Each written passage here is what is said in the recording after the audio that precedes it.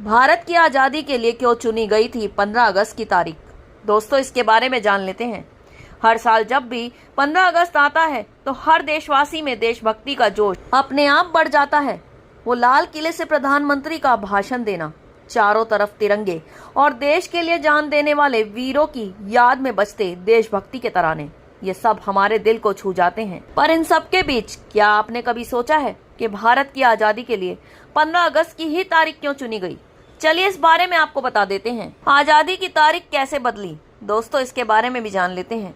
British सरकार ने पहले तय किया था कि भारत को 30 जून 1948 तक आज़ादी मिलेगी, लेकिन उस समय देश के हालात कुछ ज्यादा बिगड़ रहे थे।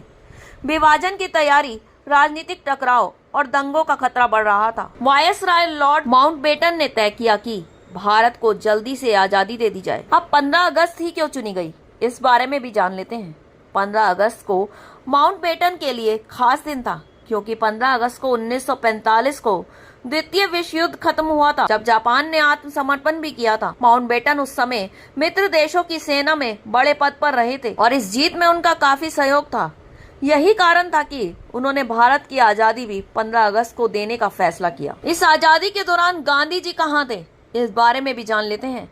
15 अगस्त को 1947 को जब दिल्ली में आज़ादी का जश्न हो रहा था, गांधी जी वहां मौजूद नहीं थे, क्योंकि वे बंगाल के दंगों को रोकने के लिए लगे हुए थे। उनका मानना था कि असली आज़ादी तब होगी जब हिंदू मुस्लिम मिलकर एकता के साथ रहेंगे। दोस्तों, 15 अगस्त हमें याद दिलाता है कि एकजुट होकर सही फैसले लेकर मुश्किल हालात भी बदले जा सकते हैं। ये सिर्फ आज़ादी का दिन नहीं, बल्कि एकता और बलिदान और प्रेम भाव की याद दिलाने वाला दिन है। इस दिन पर मिले आज़ादी को संभालना, उसे आगे बढ़ाना हमारी जिम्मेदारी है। इसे निभाएं और पूरी ईमानदारी के साथ निभाएं। जय हिंद, जय भारत।